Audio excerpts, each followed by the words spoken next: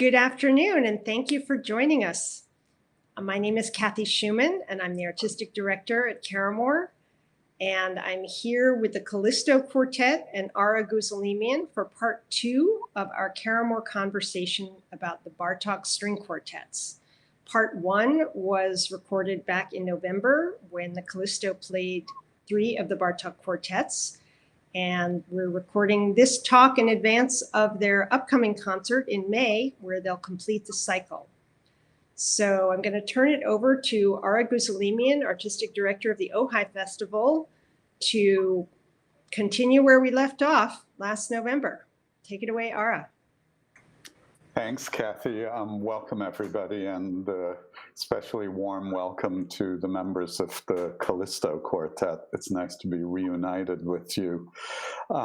As you look at your screens, the members of the quartet from left to right are violinist Rachel Stenzel, violinist Paul Aguilar, violist Eva Kennedy, and cellist Hannah Moses. And I'm assuming as we're talking that you're still all home in Houston, is that right? Yeah, that's right. So let's talk a little before we turn to Bartók about this strange pandemic year and life for a quartet in a pandemic year. We've got every finger crossed that the May performance in Caramoor will be live. But before we turn to live performance, talk about what this year has been like for the four of you as a quartet. Have there been advantages in addition to the disadvantages, and what living in this repertoire has been like in this intense and dislocated time? Well, I think definitely one real advantage of this whole situation, as hard as it's been, it did give us the opportunity to learn all 6 of these amazing quartets by Bartók. This was a huge project for us, and not something that we would have had time for under the ordinary concert schedule. So that has been a real silver lining and has been a process that we have enjoyed so much. So that's something we've been really grateful for this year. Yeah, I think also I've heard this from so many musicians that it's really extremely hard to find motivation when everything is canceled, when there aren't live performances, you can't see or hear the audience. And so for us, really doing this Bartók cycle has been such an incredible motivation for us, just a goal to look forward to every day. We have been very blessed to be able to rehearse together through a majority of this time, which has allowed us to really delve into this amazing repertoire. And it's certainly been a really incredible journey. So in some ways, it's been more intense and concentrated than it otherwise might have been, right? Yeah, definitely. A little later in our talk today, we'll see a small clip of a performance of the 5th quartet that you recorded at the beginning of April at Rice University. Was that your first time live, or in a hall with some people gathered to hear you, or have you been able to do some other things live? We've had a couple of live performances. We had a concert over the summer in Cleveland that was outdoors. We had a concert in Corpus Christi here in Texas in January that was outdoors and all, everybody wearing masks and socially distant. But they have been few and far between, and each one of those experiences has been like incredibly life affirming. It was so nice to have a real audience and to be able to connect with people in that way. Because other than that, you've mostly been doing, like so many musicians, recorded performances for streaming, right? So now that you've lived this sort of intense deprivation of live performance with a handful of experiences, what's the difference? And especially in chamber music and in the heat of the moment in chamber music, when you're in a kind of isolated recording setting, and then when there's a living, breathing audience there and everything happens in the moment. I mean, there is just a huge difference, even more than you would think. And I think you might even be able to tell on the recorded clip that you'll hear later from our concert, just the energy that I felt from each of us on stage and from the reciprocation of the audience. The whole experience of being able to play a piece like Bartók's Fifth Quartet live for an audience who was just as into it as we were, was just, the energy was really palpable throughout the whole. The couple of times I've heard live music, the hunger for that experience in both directions has been particularly intense. I imagine you've experienced that big time. Absolutely. Let's turn to Bartók. As you said, you've been living in this experience fairly intensely. And as we were preparing for our second talk, this talk together, we kind of collectively found a very unusual piece of film. I have to say, I'd never seen actual film of Bartók. And so let's have a look at it and then maybe talk a little about just what the encounter of Bartók as flesh and blood person is, as opposed to, you know, what's otherwise a very intimate relationship with him as a musician. This is a home movie made, I think, in around 1944. The film was made by Bartók's son, Peter Bartók, who was a recording engineer and record producer, and it's, we're guessing, filmed in a home in New York City, and it gives us a very touching glimpse of Bartók at the very end of his life. He is playing the piano. The film, sadly, is silent, but one still gets a sense of him. So let's take a look at that film.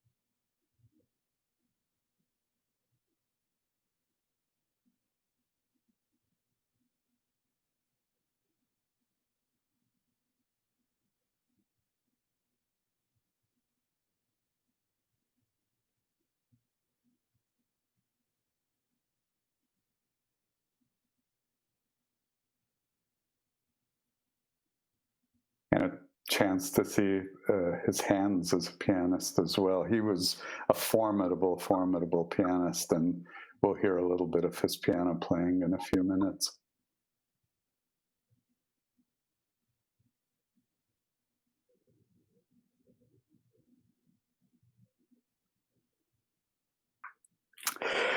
You know, it occurs to me, you know, as for every musician, you have this very intense and remarkably intimate relationships with composers, but it's based on the page often, and unless it's a new work by a composer who's working with you, doesn't have that kind of personal encounter with the composer.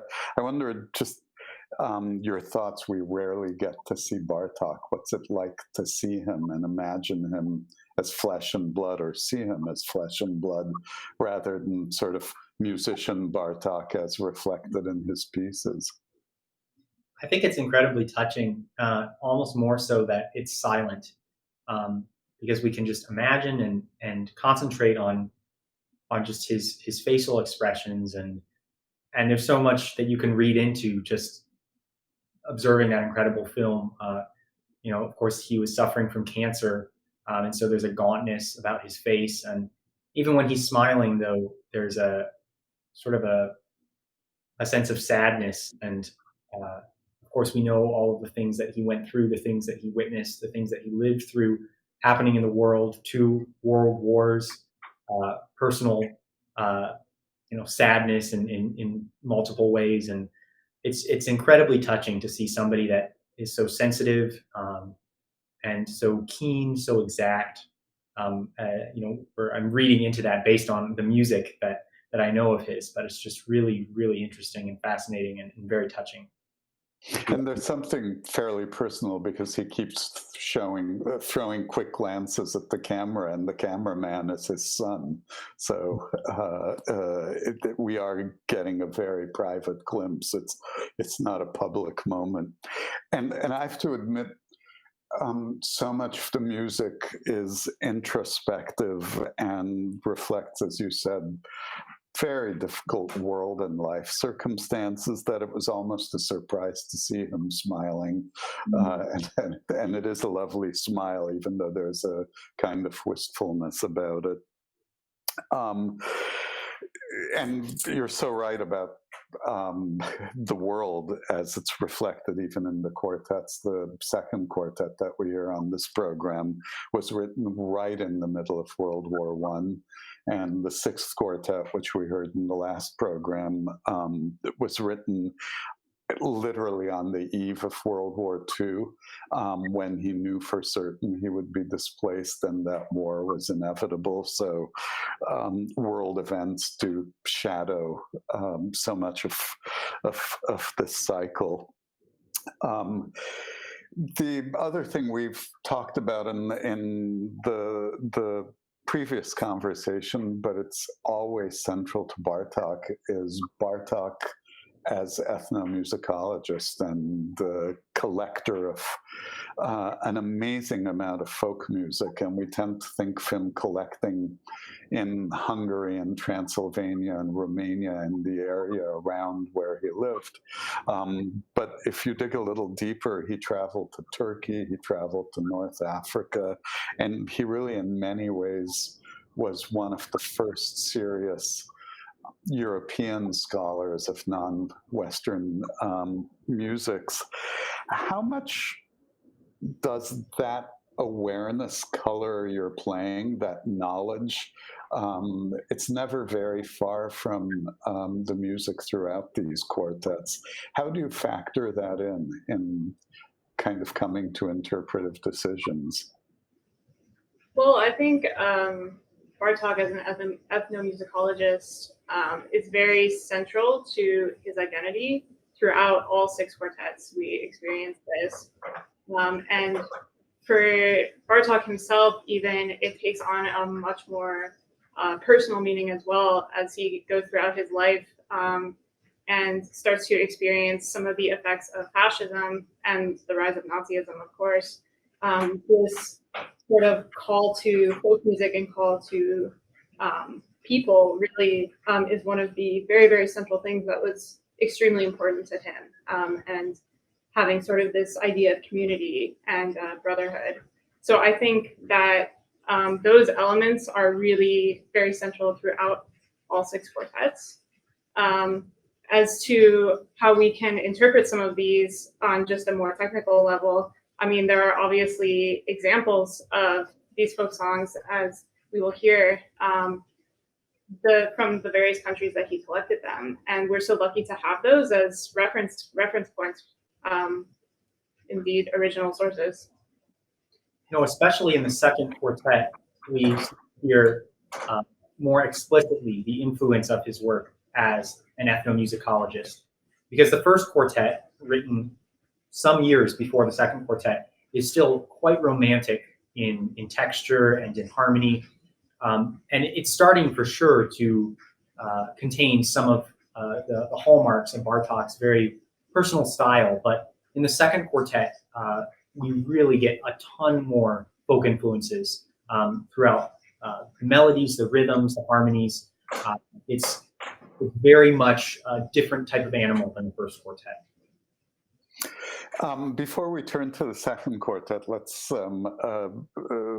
turn to another example of Bartók as kind of field music collector, it always amazes me. And there's a picture that presumably is Bartók to the immediate left of the woman who's facing the cylinder about to record a song. So this is just real life out in the field, and also a very touching image there.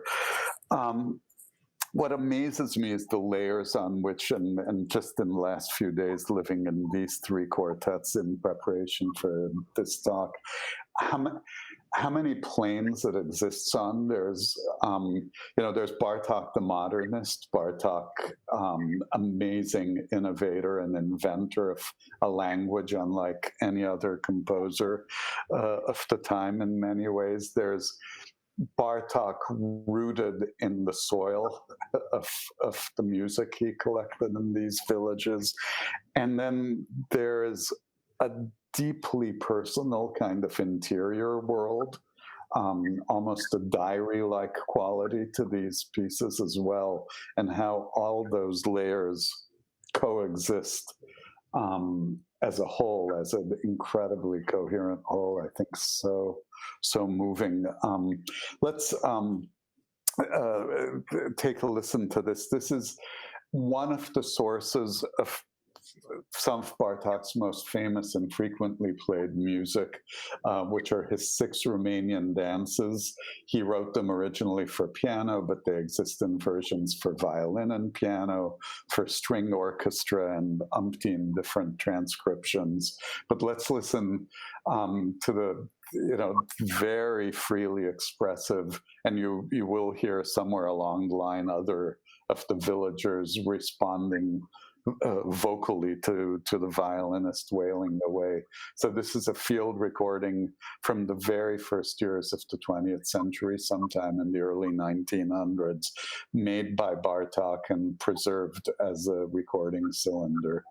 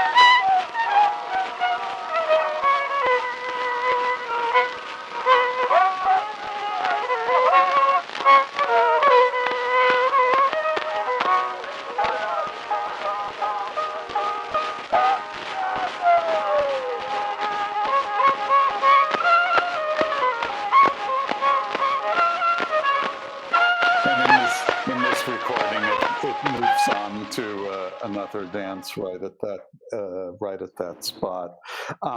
Just very curious. And there's a close-up in the video image of Bartók with the person making that recording and somebody shyly looking at the camera.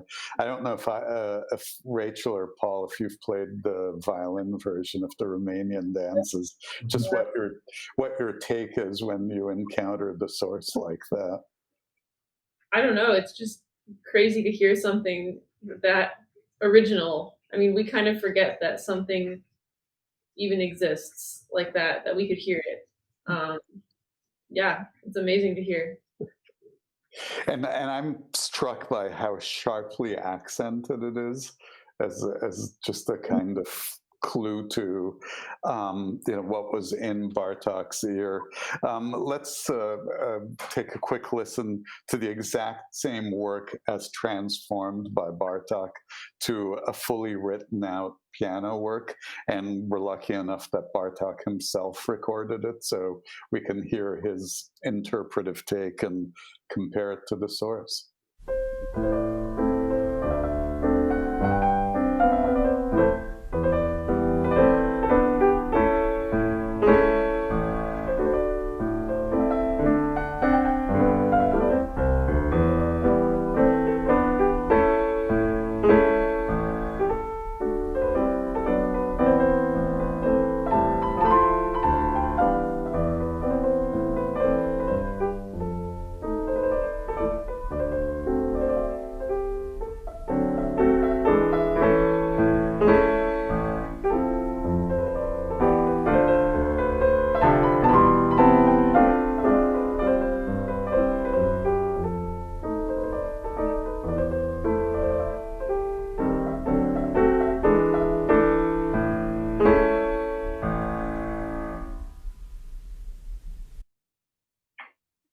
So that's the first of the 6 Romanian dances. I'd say, I don't know, my take is he's fairly faithful to the original, and especially in matching where the stresses fall.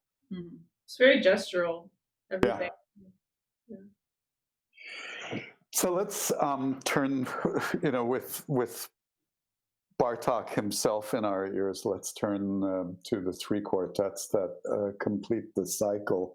The second quartet was written between 1915 and 1917. He was 36 years old. It was written in the midst of World War I. He had traveled extensively prior to the war, making a lot of these field recordings, but the borders were closed. So he was isolated, and in an odd way, his circumstances in the writing of this piece were not far from your circumstances in living with this music over the last year.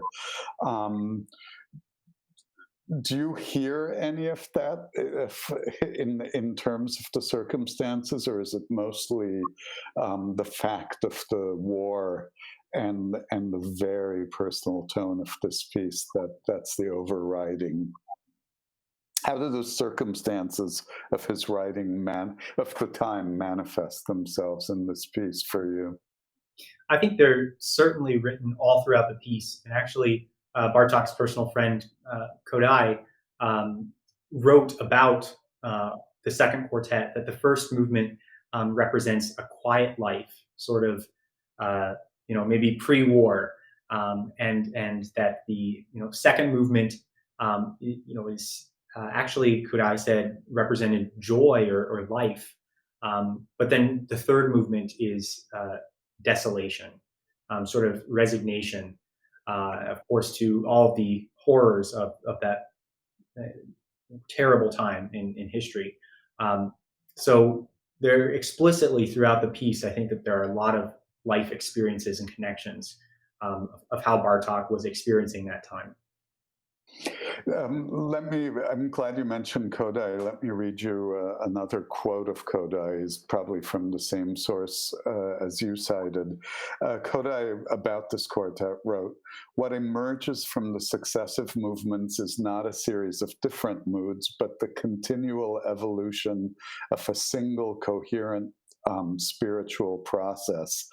The impression conveyed by the work as a whole, though it is from the musical point of view formally perfect, is that of a spontaneous experience. There is really a kind of emotional arc, and maybe let's actually take the arc to the last movement, which is one of the most moving and personal pieces he wrote. How do you hear it, and how do you approach it?"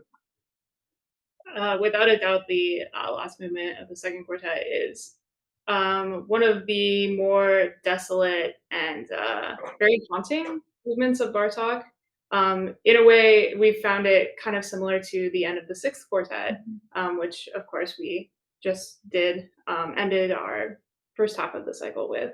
And even kind of mirrors the end of it. There are these 2 really striking pizzicati that end the entire piece, suddenly a little bit loud and a little bit shocking, and just very absolutely haunting, similar to the way that the sixth quartet ends, in a similar fashion, very desolate, very haunting. It's a very bare, stark gesture, isn't it? The ending, it just has a kind of startling finality after this last movement. But there is, Paul, as you said, a kind of progression of life and spirit to that moment. And maybe the sharpest contrast is the second movement, which is a pretty intense dance, and I think it's characterized by a very pronounced drum beat that occurs, and Bartók scholars have traced it. And this is interesting about the range of his exploration to a region of Algeria where Bartók traveled and notated the music. talk a little about kind of the energy of the second movement that, sits. It's a 3-movement quartet, so this sits at the core of it, and sort of the biggest engine of the piece is right at the center, isn't it? Yeah, I think I kind of want to touch back on what Paul said earlier of how different this second quartet is from the first quartet. Of course, we start to hear kind of these hallmark Bartók traits in the first quartet, but I think this second movement of the second quartet really is so reminiscent of the future of his string quartet cycle and the future of his music. It's so similar to the last movement of the fourth quartet, and has this like real energy and just intensity and excitement and this kind of relentless quality that's really fun to play and really exciting for audiences. And so it's really cool to kind of see its first appearance here in the quartet cycle and such an amazing example of that type of writing.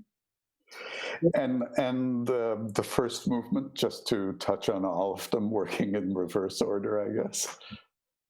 I think for me, the first movement is actually fairly similar to the first quartet. It's very romantic. Mm-hmm. Yeah, I mean, it's just beautiful writing, almost like Debussy or something a little bit later than Debussy, perhaps, in its harmonies. But yeah, it's very interesting to see kind of this arc over the 3 movements of the second quartet. And I know, at least for myself, and probably for all of us, when we were first looking at this music, it seems like 3 very, very separate affects. Like each movement has such a separate character and so many distinctive features about it. But that the letter and the writings you mentioned from Ojai and everything, it's kind of interesting to think of all of these as different facets of the same lived experience that he was having during the First World War. And I think certainly a time of isolation can bring out many different emotions depending on the day, depending on the month. Things are constantly changing in the world. And so that's certainly understandable that so many different emotions and characters could be experienced. That's really clear in this quartet. And it's interesting because you're describing it in very similar terms as Ojai as well, that Ojai said it's the continual evolution of a single coherent spiritual process.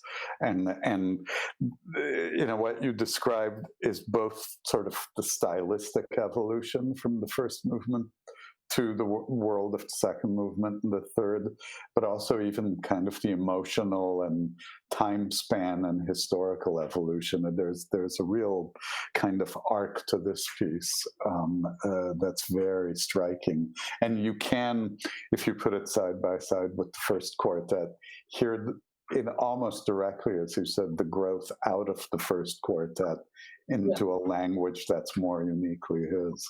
Mm-hmm. I think it's really interesting about the second quartet, how the first movement, the texture is, as Rachel said, almost Debussy-like in terms of its the delicacy of the textures and so many sort of moving parts that are just underneath the surface. And in contrast to the last movement, which if you look at the score, it's some of the most sparse writing. I mean, the notes are very few and far between in comparison to other writing. And the gesture of the first movement in the second quartet being an upward gesture, the first theme, whereas in the third movement, everything's kind of falling. And so that's just sort of a beautiful, if sad, contrast from the first to the third movement, just in some musical details. And also in the second movement, even though it's so intense, there's a capriccioso marking. And there is a lot of humor, a lot of small filigree details in that second movement that I think are very reminiscent of many of the small notes in that dance, the Romanian dance that we heard, both from the field recording and Bartók's realization of it in the piano. And that's just really a hallmark of Bartók's style, to include very small, seemingly ornamental figures that actually have so much to do with the style, are an integral part of the character, of the emotion, and provide so many opportunities for very specific and complex emotions. when we go to the third quartet, it comes 10 years later. And it's got an interesting history, if I can give it for a moment. He wrote it for a chamber music competition for the Musical Fund of Philadelphia, which I just love. And he ended up sharing first prize with Alfredo Casella in the competition. First prize was $6,000, so each got $3,000. And the first performance was given in Philadelphia by first chair members of the Philadelphia Orchestra, which were the orchestra then being led by Leopold Stokowski, who gave the American premieres of Schoenberg's Gurlieder and Berg's Wozzeck. So it was kind of the modernist orchestra under Stokowski. And one really fun fact, when I dug into the Musical Fund of Philadelphia, it was founded in 1820 and continues to exist as an active organization to this day. So it's great that an initiative they took led to the creation of the Bartók Third Quartet. All that interesting historical information aside, this is the most compressed piece Bartók ever wrote. It's like essence of Bartók crammed into 14 or 15 minutes. And it's quite a growth and change and evolution from the second. Why don't you give us your sense of what Bartók is packing into this amazingly charged piece? It's kind of like he took your standard 4-movement string quartet form and then vacuum packed it all together and made it as concise as humanly possible. I think one of the biggest hallmarks of the third quartet is the way that he uses a single motive and a single idea and transforms it in just countless ways to get the entire piece. So the motive by itself is already extremely truncated and compressed, but then that expands obviously to become a piece that is still in itself compressed. So we obviously have the first part and then the second part, and they are both repeated in the recapitulation of the first part and then the coda, which is essentially a recapitulation of the second part. I think it's kind of ironic that in the third quartet, which is so compressed and which is played continuously without any stop between the parts, Bartók actually wrote in a letter to a friend that his previous or former ideal of beauty in music was Beethoven. But as he was getting older, he was really looking at the music of Bach and even pre-Bach music. And he wanted to incorporate a lot of the techniques of composition into the third quartet. So there's lots of imitation, fugato, canon, and then also the idea of having a single affect for each movement or each section, as was very common in Baroque music. And Bartók specifically wrote about the third quartet that this was his intention. So the irony is kind of that what Kodai wrote about the second quartet, how even though each movement is separate and there's a pause between each movement, that it's a continuous thought. And that the third quartet, which is played continuously actually, and is very short, Bartók actually really intended for each section to have more of a single affect. So that's really, really incredible.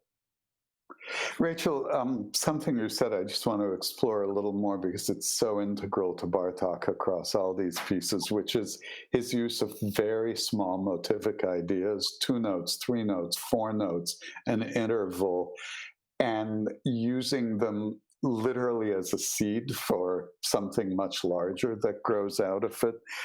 And it might be tempting when we talk about it together for us to just sound like the good music students we are, geeking out over analytical details.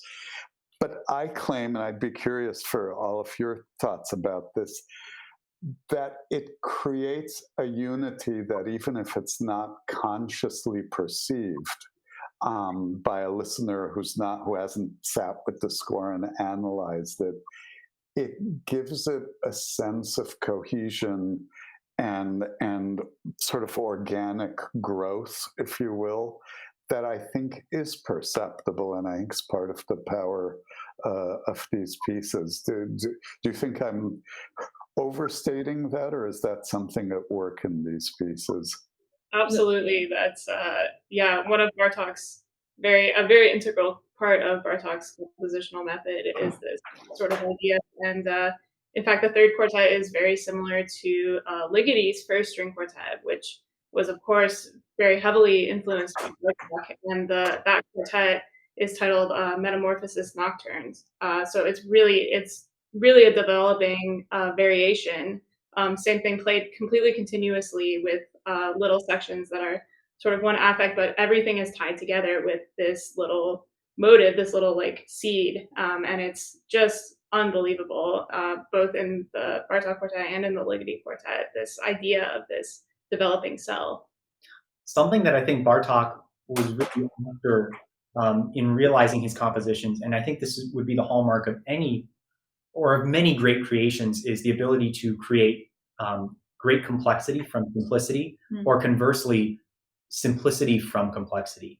And by creating this whole universe of the piece from a very small cell, a motive of 3 notes, it does 2 things. First, it's something small enough that we can grasp onto as a listener because it is so small and it is so simple.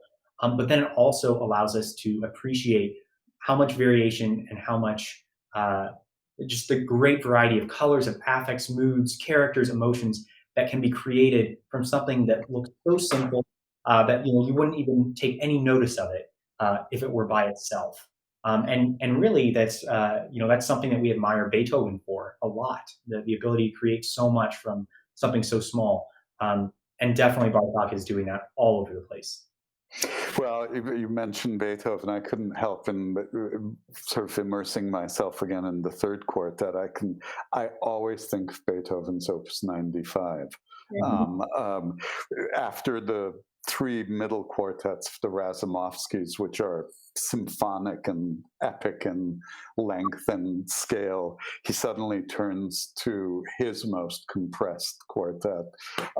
Do you think there is a tie there, or Bartók surely was aware of the Beethoven quartets?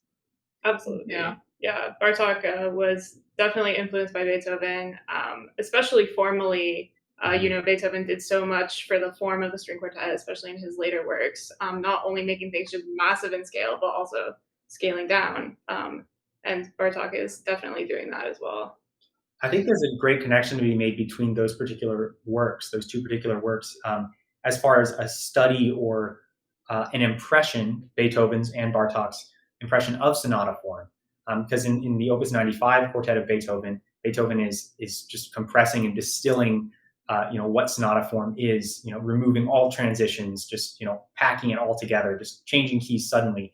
And also in a very interesting way, the third quartet is almost a large sonata form that he literally says, there's a recapitulation, very reminiscent of the classic form, but his very individual take. And that's a way to have a large scale continuity to the piece. To have this overarching form that is very familiar, but to have these different affects and these different sections, which are also different from each other individually, but just sort of a way to wrap it all together and make it a cohesive unit. It's a very tight weave, isn't it? Because even though the piece lasts, as I said, 14 or 15 minutes, it feels like a big experience. Well, and just on a kind of a technical level, I was almost surprised how hard it was for such a short piece. It's by far the shortest of his quartets, but it took us the same amount of time to learn it as it took us to learn the other quartets.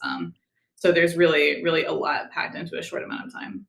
And the experience of performing it yourself really does pack a punch. It's still very exhausting. It doesn't feel like a short piece. No. When you... Well, let's turn now to the final quartet on this program, which is the fifth quartet. It comes, let's see, about 7 years later from 1934. And if in the third quartet there was, within this compressed form, a symmetry of a first part, second part, a return of the first part, and the tiny return of the second part. Now he really formalizes that over a five movement structure. So there are 5 movements which are in sequence: fast, slow, fast, a scherzo in the middle, slow, and then fast again. And this gets slightly technical and is easier to diagram, but it's, if you take the shape of the movements, it's A, B, C, B, A. So everything is symmetric, and you can draw an arch from the first movement to the last movement, from the second movement to the fourth movement. And even within the scherzo, there's an ABA, so there's symmetry within the scherzo. This sounds incredibly technical to analyze it in that way, but I think somehow the symmetry and the order of this piece is also, whether you chart the movements or not, part of the perception of the expression of the piece. Yeah, certainly. And I think another just amazing thing about this work is kind of similar to what you were talking about earlier. As you're saying, the first and fifth movements kind of mirror one another. The second and fourth movements kind of mirror one another. And they mirror one another enough that the work hangs together as a cohesive whole, but not so much that it's not super in your face. He is so skilled with really developing these motives in so many creative ways, and really finding all sorts of things to do with this material. So there's always something new to be found. And it would almost just seem like something you've never heard before, even though you may have heard the same motive in a previous movement. And he writes specifically about this, wanting to never write a theme for the second time the same way, to have some sort of variation, because it reflects the improvisation of the folk people and how they would never do something just the same way twice in a row.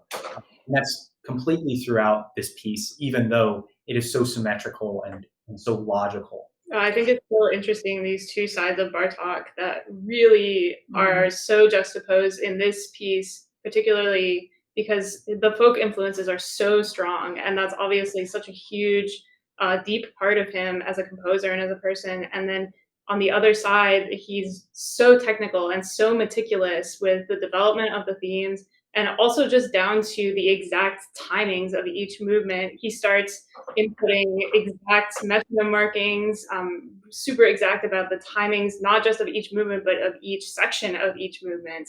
It's really very specific about that, but at the same time, there's this deep freedom and improvisation. Yeah, I think it's interesting for anybody who's listening who hasn't seen the score. He will literally say, letter A to letter B should be 37 seconds. Letter B to letter C should be, like, he's very, very specific down to the second.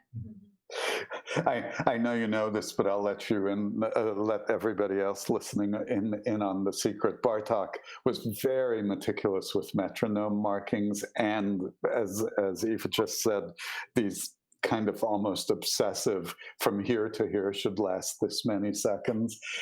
When you listen to his own performances of his music, he is quite free with those timings.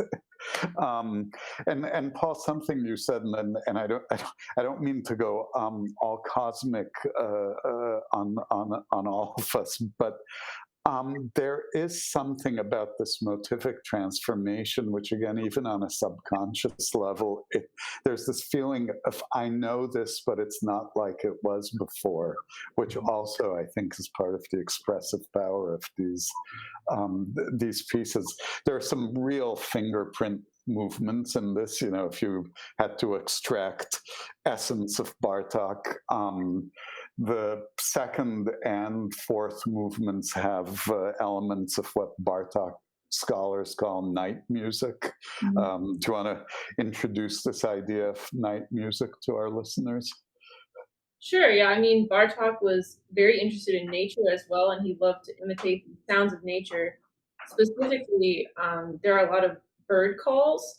This is really obvious in the opening of the second movement, all these trills that pass around all the instruments, definitely imitating bird calls.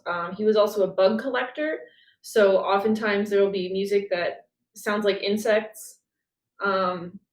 Yeah, I mean, all kinds of windy sounds, outdoorsy sounds. Use your imagination. You can hear anything in these movies.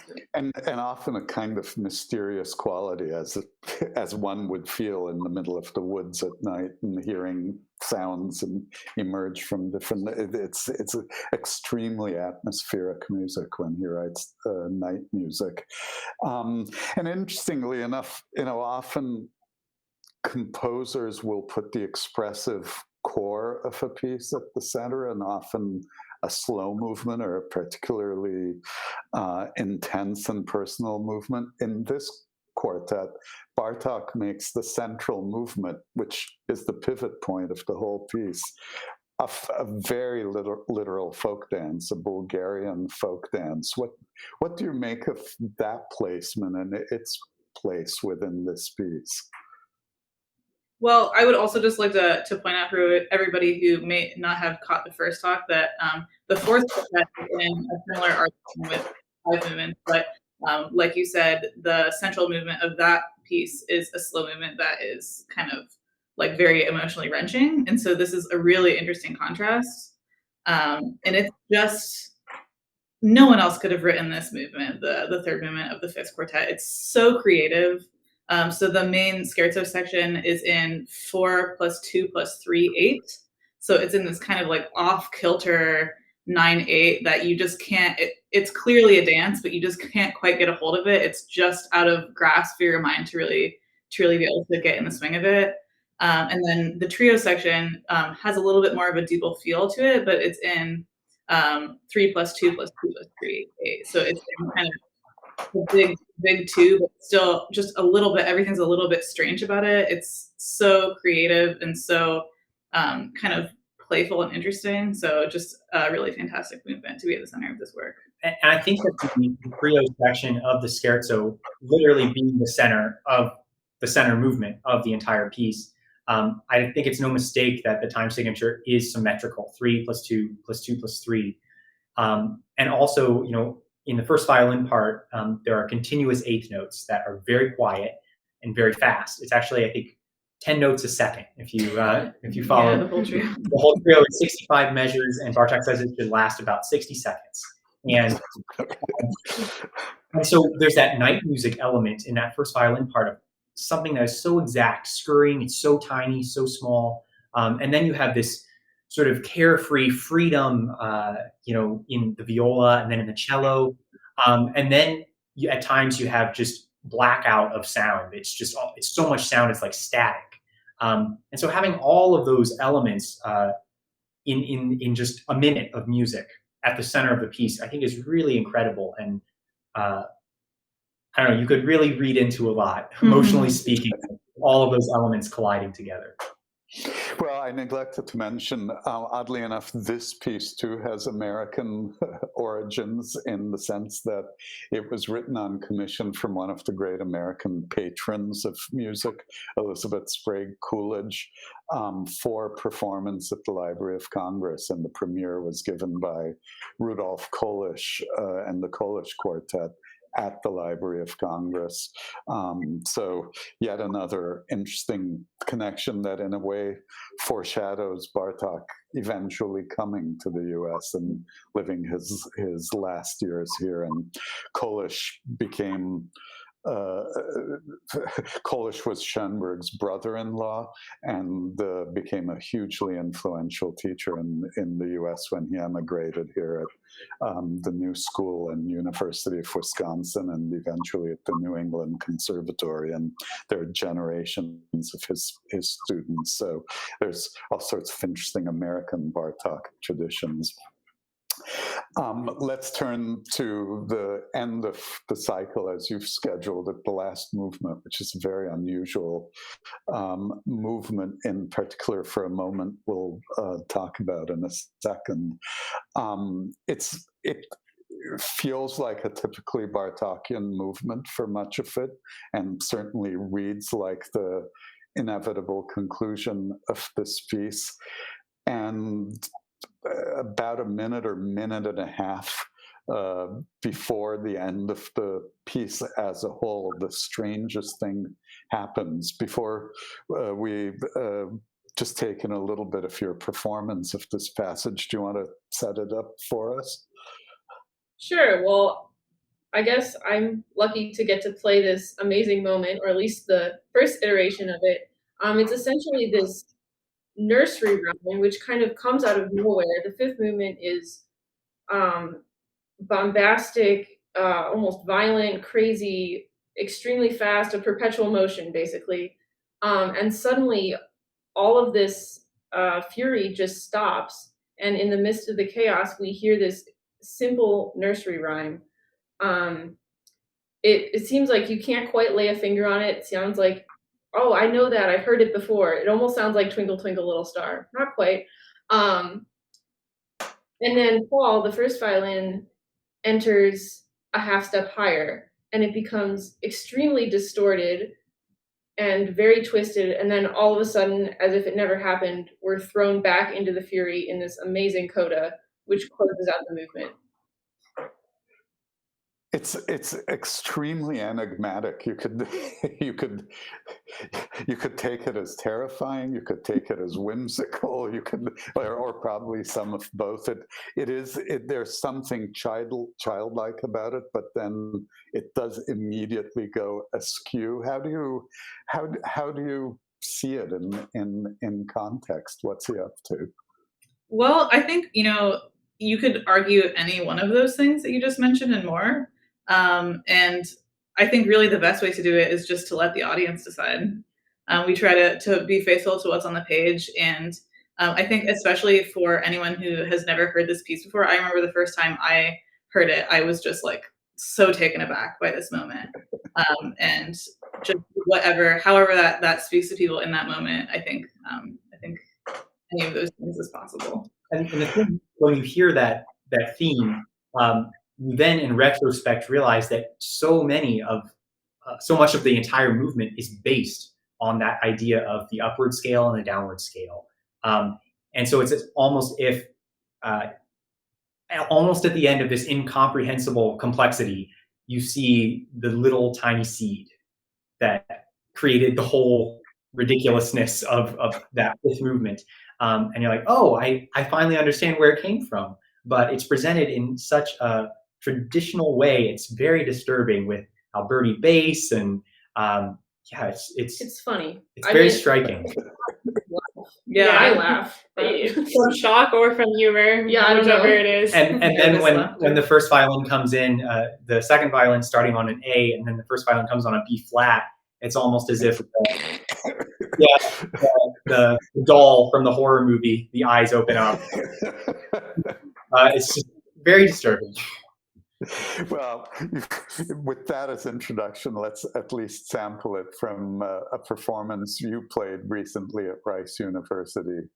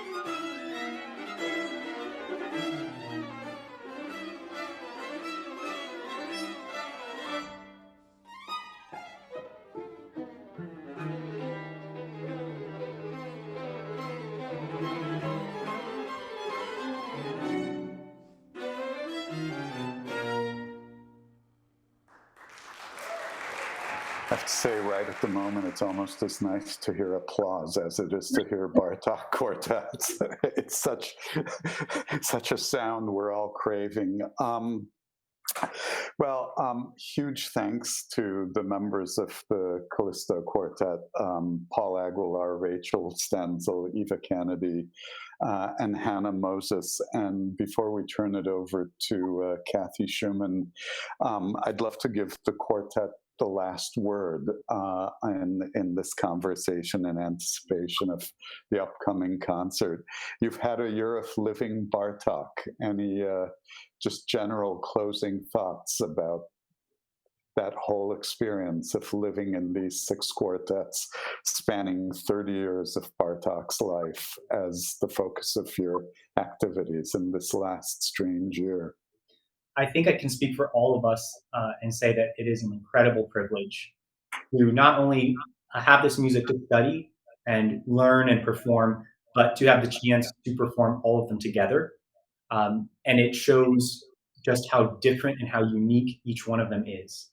And that is something that is so incredible. And if you're learning the Bartók quartets or we're performing them, this one this time, this one another time, that's something that can be somewhat lost. And I think that is an immense privilege that we all feel to take them all in at once and to show them to an audience as a cycle. I think that's one of the most amazing things that people can experience musically is this incredible cycle. And it's a real privilege. And I would just like to add to that, we loved all of these pieces before we played them. And if it's possible, we love them even more now after having worked on them. I think even after spending a whole year basically just dedicated to this project, we can see that there's so much left to discover that it will be truly have a lifetime of delving into this music. And thank you so much for taking this journey with us, and thank you so much to Caramoor for the opportunity to perform these as a cycle. It's been such a joy, truly. And big thanks to all 4 of you. And Kathy Schumann, I'll turn it over to you. And I'll say thank you once again to the Callisto Quartet for bringing this cycle to us. As you said, that for the audience to be able to appreciate the individuality of each of these works and hear them all together is such a privilege. I really can't wait to hear part 2. I do want to remind people that part 1 of this conversation is still available to watch on our website at any time. And I'm thrilled that you guys will be coming and performing this live at Caramoor. And we will have some audience in the house. So you'll have some applause, I promise. So that's going to be really great to have you with us. And Ara, thank you so much for leading us through the weeds in all of these pieces. It's been just a fascinating discussion and really adds to the enjoyment of these pieces. And I think I'm going to come back and listen to it again after the performance because there's just so much there. So thank you, everyone. Please tune in on May 2nd at 3 p.m. for the live stream from Caramoor of part 2 of the Bartók cycle with the Callisto. It will be available for 48 hours on our website. So if you can't tune in Sunday afternoon, you have a little bit more of a chance. And we hope to see you then. Thank you, all of you.